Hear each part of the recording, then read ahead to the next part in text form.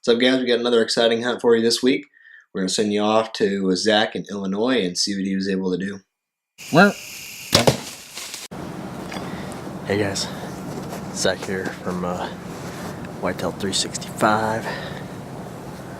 Just got up in the stand. Been working on my truck all morning. Didn't make it out this morning for a hunt because worked a 12-hour shift the other night on thirds and instead of going to bed yesterday, I came hunting. So I was up for like 30-something hours. Well, I didn't even wake up to the alarms this morning, so ended up working on my truck, got it fixed, started getting ready. I'm not gonna believe this, but I forgot my boots. And instead of going home and getting my boots, I'm out here in my Pumas. Look at that.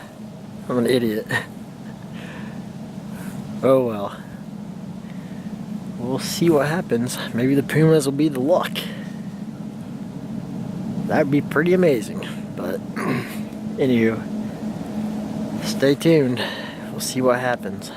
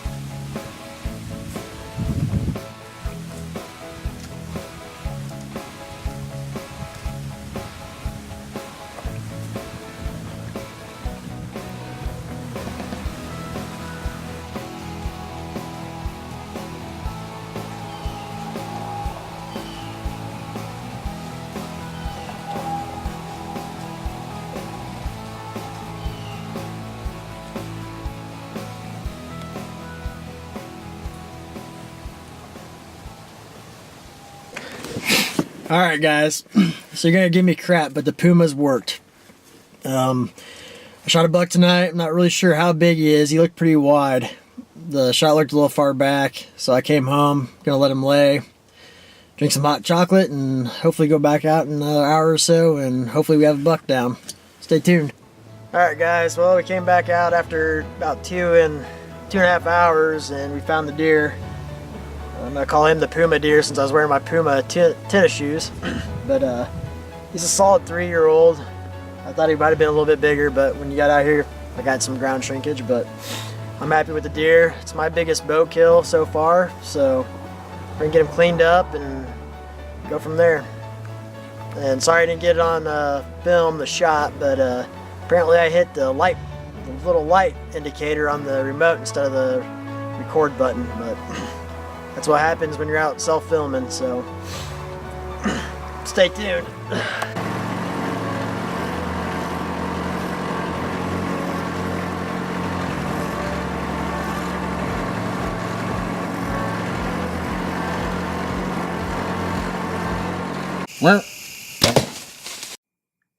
Pumas.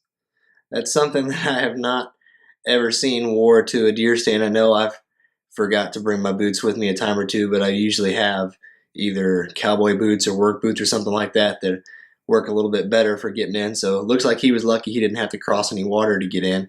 But looks like he may need to pack the Pumas along for future hunts because they seem to pay off with good luck in this hunt. This hunt is another good example of coyotes not ruining a hunt necessarily. So he had a coyote come through and then ended up being able to take a buck. And it just goes to show that not always whenever coyotes come through, they're going to bump everything off. They may bump the things that are in the immediate area, but their deer are used to their smell being in the area enough that as long as they're not actually seeing them, they'll continue to come through, and ended up paying off for him.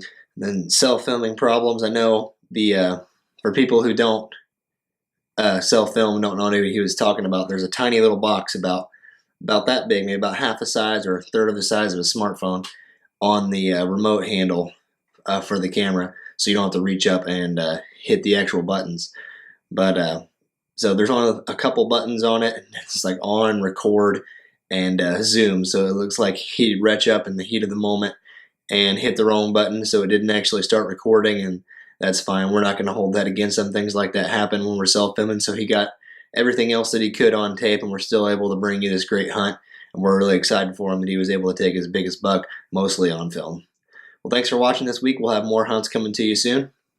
As always, like us on Facebook, follow us on Instagram, and subscribe on YouTube.